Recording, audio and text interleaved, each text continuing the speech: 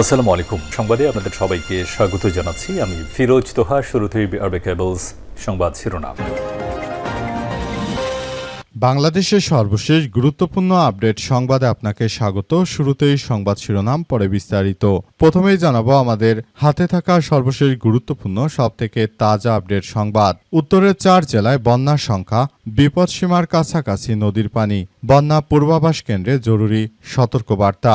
বাংলাদেশে নদ নদীর পানি বেড়ে যায়। দেশের উত্তরবঙ্গের নীলফামারী, লালমনিরহাট, কুড়িগ্রাম ও রংপুর জেলায় স্বল্পমেয়াদী বন্যার আশঙ্কা করা হচ্ছে। পানি উন্নয়ন বোর্ডের বন্যা পূর্বাভাস সতর্কীকরণ কেন্দ্র থেকে আজ এসব তথ্য নিশ্চিত করা হয়েছে। পাশাপাশি নেত্রকোনার কমলাকান্দা, সিলেটের কানাইঘাট, গোয়েনঘাট, ফেঞ্চুগঞ্জ এবং বাগেরহাটের মংলায় বন্যা পরিস্থিতি তৈরি হতে পারে। আজ পানি উন্নয়ন বোর্ডের নির্বাহী প্রকৌশলী সর্দার উদয়ন রায়হান আমার দেশকে সব তথ্য নিশ্চিত করেছেন।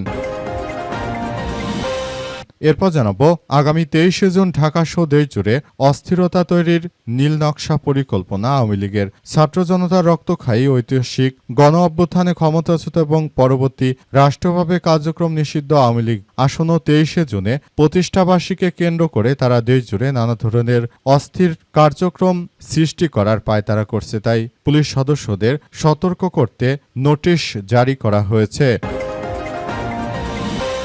এদিকে মিরপুরে এমপি কর্মীর উপর হামলার প্রতিবাদে জামাতের বিক্ষোভ। ঢাকার 16 আসনে জামাত ইসলামের সংসদ সদস্য কর্নেল অবসরপ্রাপ্ত আব্দুল বাতেনের মতবিনিময় সভায় বাধা ও কর্মীদের সমর্থকদের উপর সরকার দলীয় লোকদের হামলার প্রতিবাদে বিক্ষোভ মিছিল অনুষ্ঠিত হয়েছে। আজ বিকেলে মিরপুরের রূপনগর এলাকায় এই বিক্ষোভ অনুষ্ঠিত হয়।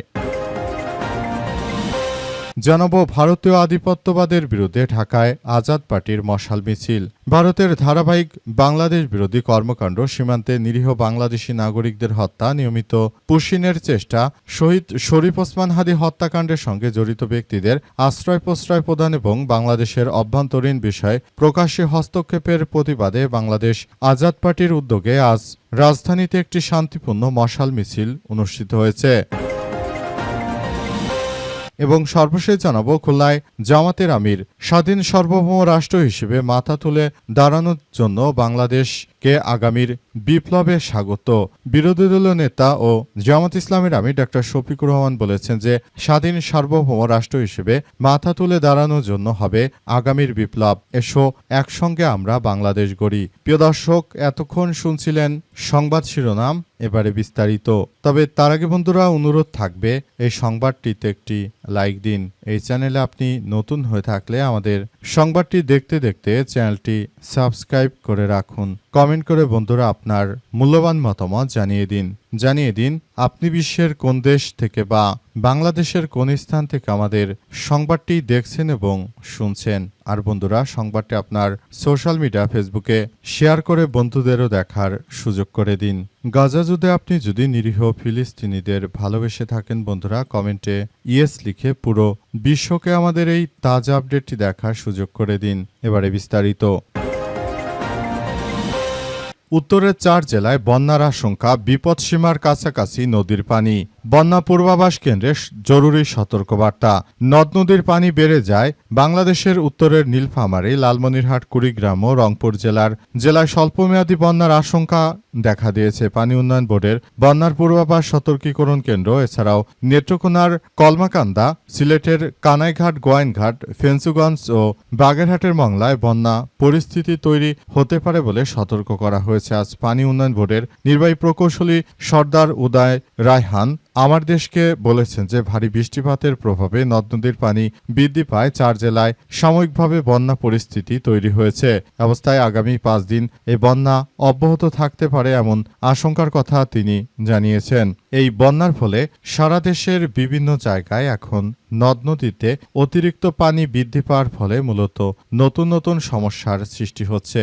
নতুন এই সমস্যাগুলো মোকাবেলা করা এই মুহূর্তে আমাদের সবার জন্য খুবই গুরুত্বপূর্ণ একটি বিষয় হিসেবে দাঁড়িয়েছে।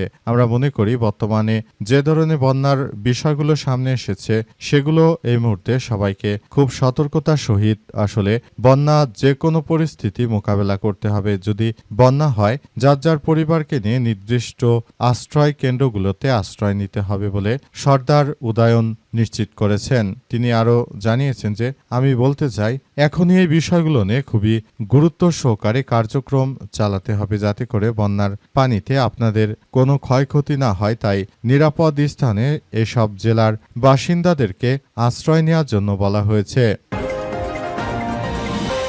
23শে জুন ঢাকাসহ দেশজুড়ে অস্থিরতা তৈরি আওয়ামী লীগের পরিকল্পনা। আগামী 23শে জুন ঢাকায় মাঠে নামতে চায় আওয়ামী লীগের নেতাকর্মীরা। তারা চায় যে 23শে জুন ঢাকাকে অস্থিতিশীল করে তুলতে, কারণ তারা এমন কিছু করতে চাইছে যাতে করে আগামীতে আওয়ামী লীগ খুব দ্রুত যেন দেশের রাষ্ট্র ক্ষমতা আসতে পারে। তাই তারা এমন বিষয় নিয়ে তারা কথা বলতে শুরু করেছে। তারা ইতিমধ্যে বলাবলি করতে শুরু করেছে যে যাতে করে আওয়ামী লীগের নেতাকর্মীরা খুব দ্রুততম সময়ের মধ্যে দেশে ফেরত এসে তারপর বাংলাদেশের সবকিছু কার্যক্রম আওয়ামী লীগের নেতৃত্ববৃন্দরা চালাতে পারে, এমন কিছু করতে চাইছে তারা। তাদের আরও উদ্দেশ্য হচ্ছে যে তারা আগামীতে এমন কিছু করতে চাইছে যেটি আসলে এই মুহূর্তে আমাদের সবাইকে ভাবিয়ে তুলেছে। মূলত আওয়ামী লীগের নেতৃত্ববৃন্দরা তারা নতুন করে আবারও রাজপথে নেমে তারপর তাদের নেত্রী শেখ হাসিনাকে দেশে ফেরত আনার জন্য নানাভাবে পরিকল্পনা হাতে নিয়ে মাঠে নেমেছে। আর শেখ হাসিনাকে তারা দেশে ফেরত আনার ব্যাপারে বদ্ধপরিকর। ইতিমধ্যেই তারা ব্যাপক আকারে কার্যক্রম চালাতে শুরু করেছে। আওয়ামী লীগের নেতৃত্ববৃন্দদের পক্ষ থেকে বলা হচ্ছে যে এই মুহূর্তে শেখ হাসিনাকে বাংলাদেশে অনেক বেশি প্রয়োজন। শেখ হাসিনা যদি এতদিন বাংলাদেশে থাকতেন তাহলে এই চাঁদাবাজি, খুন খারাপি, এই নৈরাজ্যকর পরিস্থিতি তৈরি হতো না। সুতরাং আমরা বিষয়গুলোকে খুবই গুরুত্ব সহকারে দেখছি এবং আমরা মনে করি যে এই ধরনের কার্যক্রমগুলো এই মুহূর্তে অত্যন্ত গুরুত্বপূর্ণ একটি বিষয় হিসেবে দাঁড়িয়েছে। নতুন করে আবার এই বিষয়গুলো যেন খুব সুন্দরভাবে হয় সেই পদক্ষেপ আসলে গ্রহণ করা হচ্ছে। নতুন করে দেশের অভ্যন্তরে যেন কোনো ধরনের সমস্যার সৃষ্টি না হয় সেই ব্যাপারগুলো নিয়ে সবাই ইতিমধ্যে কাজ করতে শুরু করেছে।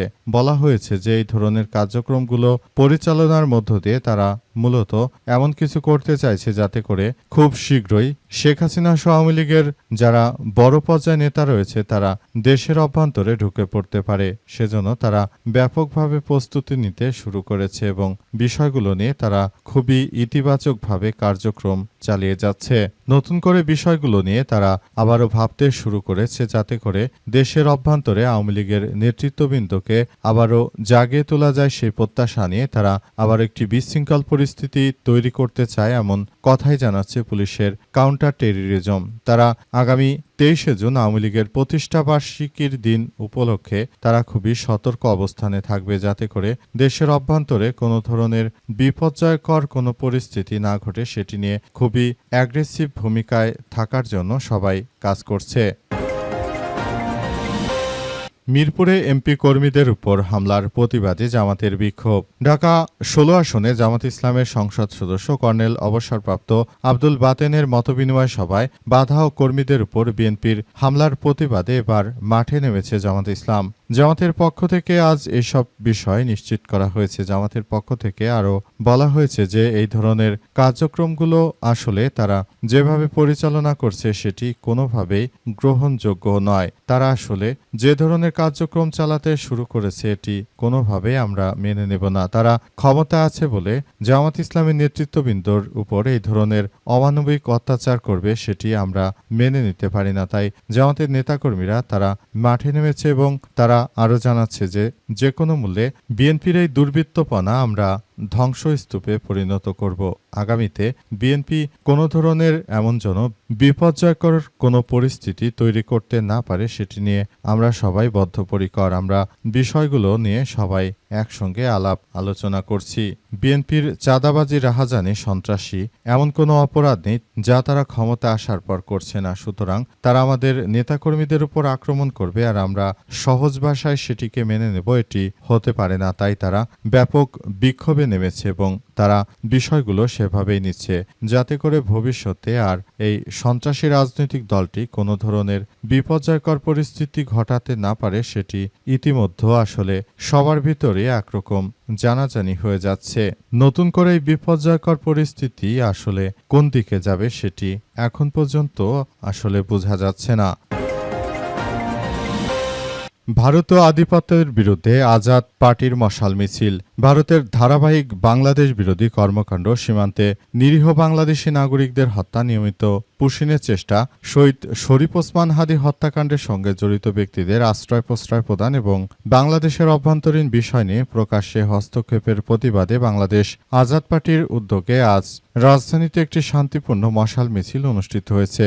সন্ধ্যা ৭টা ৩০ মহাখালী রাওয়া কনভেনশন হলের সামনে থেকে শুরু হওয়া মিছিলটি ফেলানী এভিনিউ হয়ে ভারতীয় দূতাবাসের অভিমুখে অগ্রসর হয়। মিছিলে দলটির কেন্দ্রীয় নেতৃত্ববৃন্দ, রাজনৈতিক নেতৃত্ববৃন্দরা সেখানে আসলে কথা বলেছেন। তারা জানিয়েছে যে বর্তমান যে ধরনের কার্যক্রম আমরা দেখতে পাচ্ছি এটা কোনোভাবে গ্রহণযোগ্য নয়। ভারতের সন্ত্রাসী হিন্দুত্ববাদীরা তারা বাংলাদেশের উপর যে শকুনের চোখে তাকাচ্ছে, তাদের সেই শকুনের চোখ উপড়ে ফেলা এই মুহূর্তে আমাদের জন্য অনেক সবথেকে জরুরি একটি দরকার বলে এমন কথাই নিশ্চিত করা হয়েছে।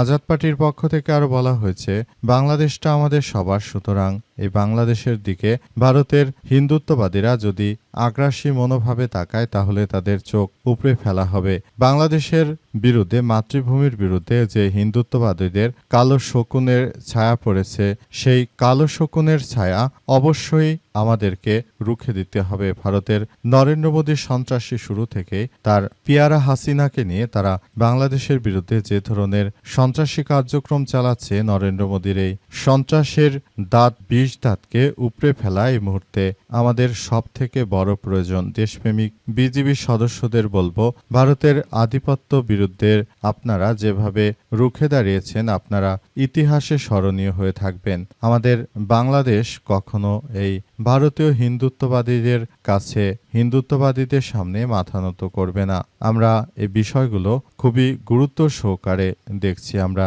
ভারতীয় আধিপত্যবাদের বিরুদ্ধে এই ষড়যন্ত্রমূলক কার্যক্রম আর চলতে দিতে পারি না বলে এমন কথাই নিশ্চিত করা হয়েছে।